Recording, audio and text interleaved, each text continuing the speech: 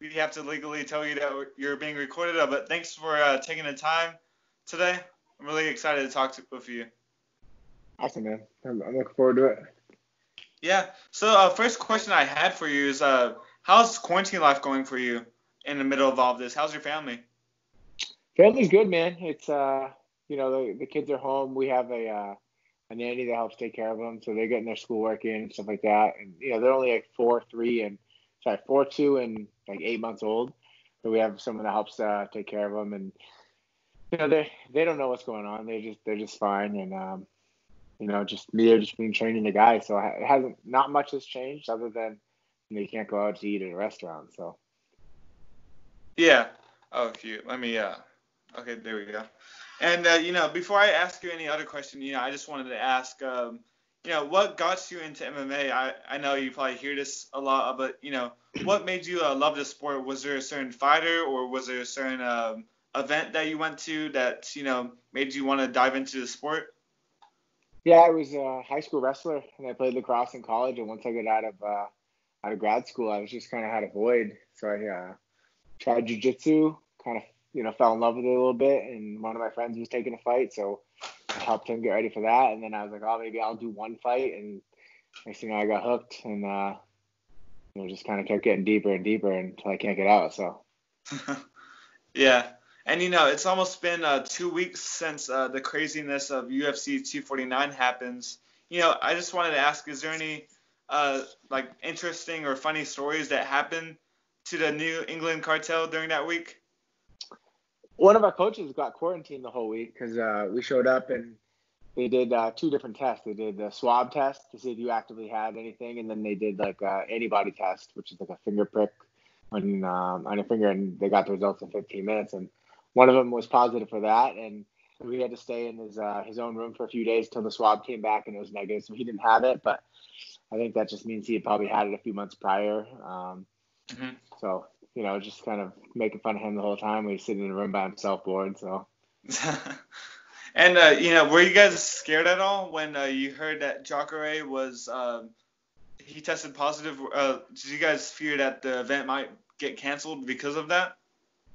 I mean, there was like a little bit of like, oh no, here we go again. We're gonna get canceled the night before, but I felt like they did a pretty good job keeping us all separated during the week, so they could justify still going on with the card even if one person got infected. Because we really didn't see many other fighters that whole week. They did a really good job of keeping us segregated and our own workout rooms coming down. And if you were at the check-in table to get your health checks, it was like social distancing, and everybody was supposed to wear masks in the hotel. And so they did a pretty good job about not having any choke points where we'd all kind of have to gather without masks on. I think the only time that happened was probably when they did the face-offs or the weigh-ins. Hmm. And you've cornered fighters all over the world. You've went to Russia for Calvin Kattar's fights. You've been to Canada. You've been to a lot of other places. But do you think Jacksonville on May 9th was like the weirdest fight week you've had? Yeah, it was a different type of fight week. It was kind of peaceful in a sense where there wasn't a lot of fans in the lobbies, and there wasn't a lot of media around, and so it was kind of we got to go there and just really focus on the fight.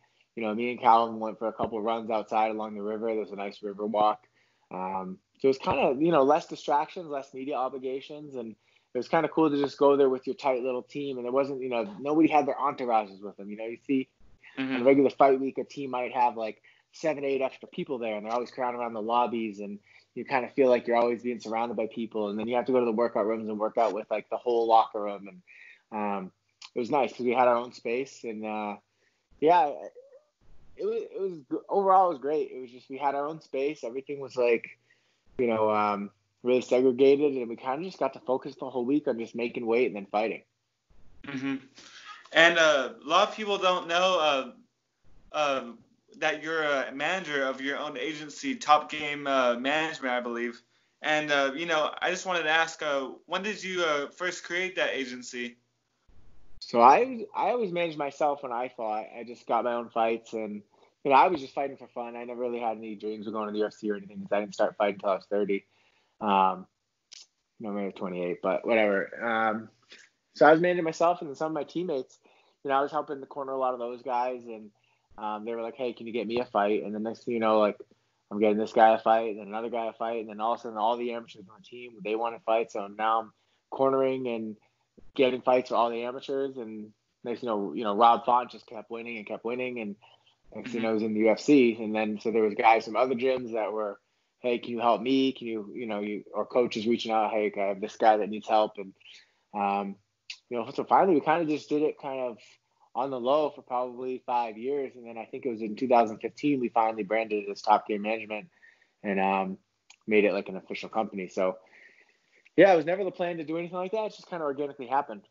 Mm-hmm. And you didn't have like any prior experience with management. So like diving into that world, did you think it was going to be really hard did you find it kind of easy to start up your own agency? Well, at the beginning, like I said, it was kind of already happening before it had a name.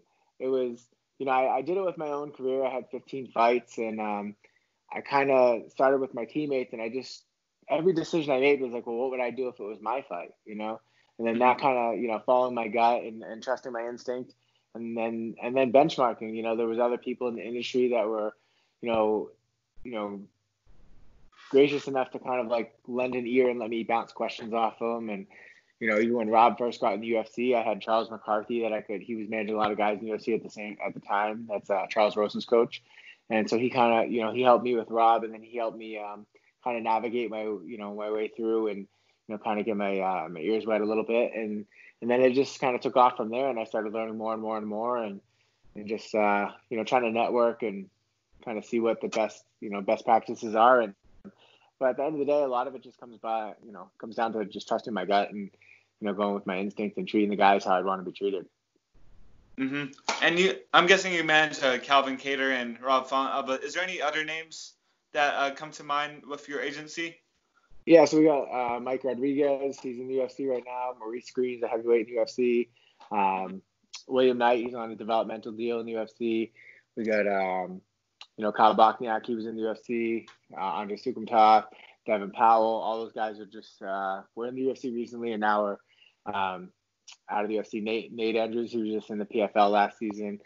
We get a lot of up and comers too. Like a lot of the legitimate prospects in the Northeast, out of the New England area, I manage them as well. So I always just kind of say we got roughly 30 people that we have under our umbrella. So yeah, it's quite a list. I'm kind of impressed that you've managed to pull off a lot of fighters into your agency. I'm very impressed to see you doing well with that agency. And going back to UFC 249, the environment was a lot different, like you said.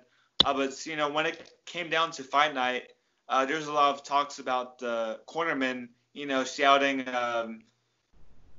like commands of what to do, what not to do. But it was kind of weird because the other fighter couldn't obviously hear you guys. So did you guys have to adapt to that, or did you know that something coming into the camp? Yeah, we knew it was going to be quiet. I've cornered fighters on the Contender Series before, and it's got like a different feel to it. And so we have call signs going into the fights anyway, so we have different codes that mean different things. So the other corner could hear.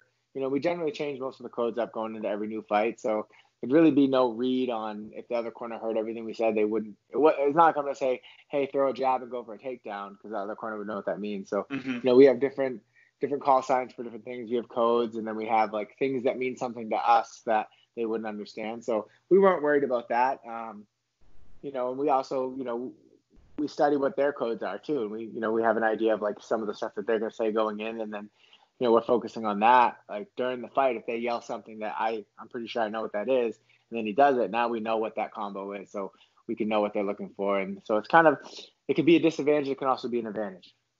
Mm-hmm. And another question I had for you is, how did you meet guys like Rob Font and Calvin Kattar, and how did the name New England Cartel come into being? So I was fighting as an amateur, and then Rob started coming to the gym that I was training at, and he used to just watch us train.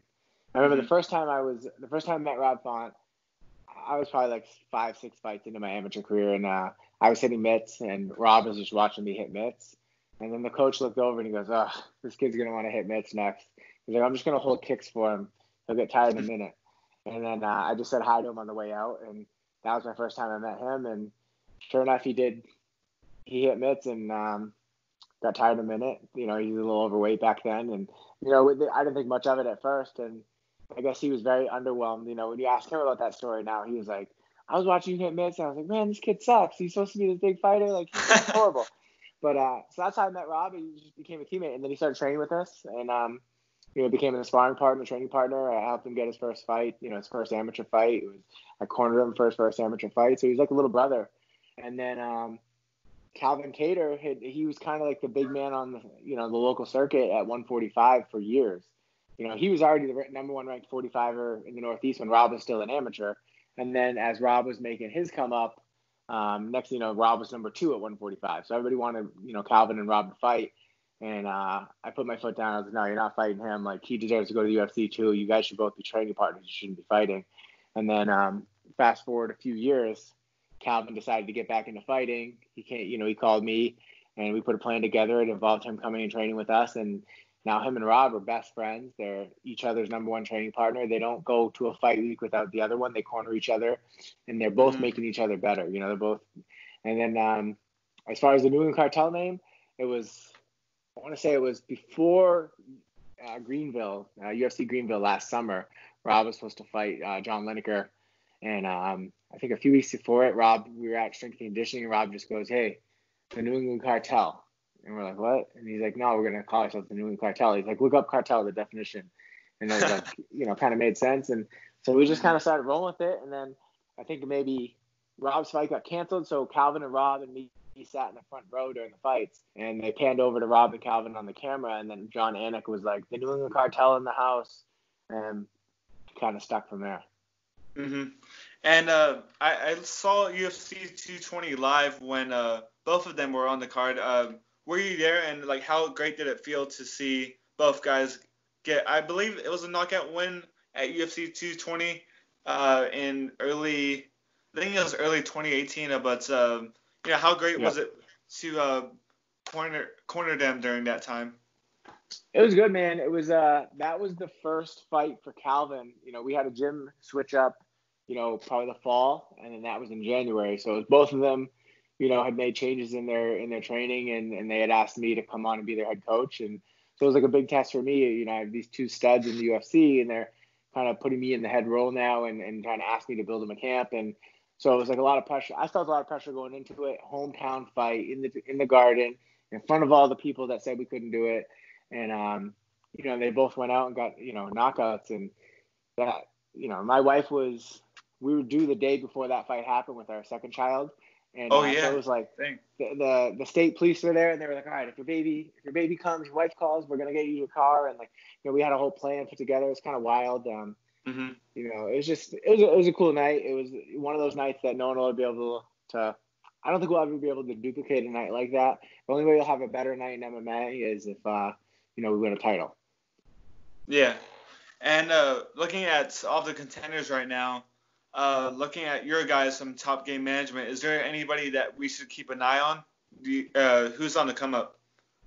Yeah, so we have this, you know, we have a bunch of local kids. I don't want any of my guys to get mad if I don't mention them, but the ones that seem like the media are clinging on to is this kid Mitch Raposo. He's 125er. He's 4-0, and kid's just really well rounded. Like, I think his age makes him more appealing as a prospect.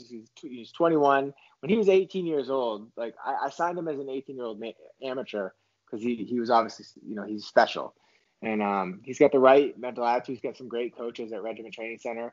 He's got a good attitude. He tries to train with Rob and Calvin whenever he can to try to benchmark, and he just wants to get better.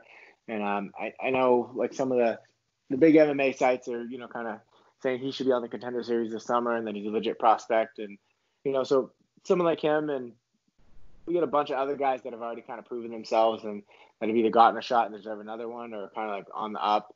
But I'd say he's probably the one that a lot of people on the national level are talking about just because he's so young and he's so well-rounded at that age. So, you know, hopefully he got big things coming. Yeah.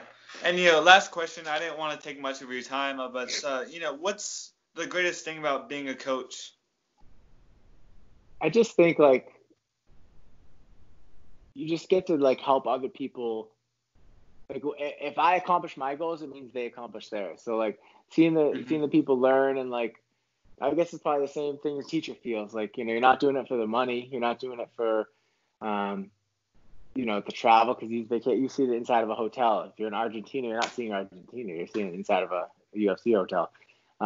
It really just comes down to like that team camaraderie. Like if you played sports in high school or college or anything, being on that team and having those moments with your team that like it's hard to explain. Like you still have that as an adult now, but now it's like we're traveling around the world on ESPN, kicking people's asses, and then after the fight, people are asking to take pictures and stuff like that. It's I don't know. It's like my 10-year-old self would be like, this is freaking cool, but now it's just just what we do.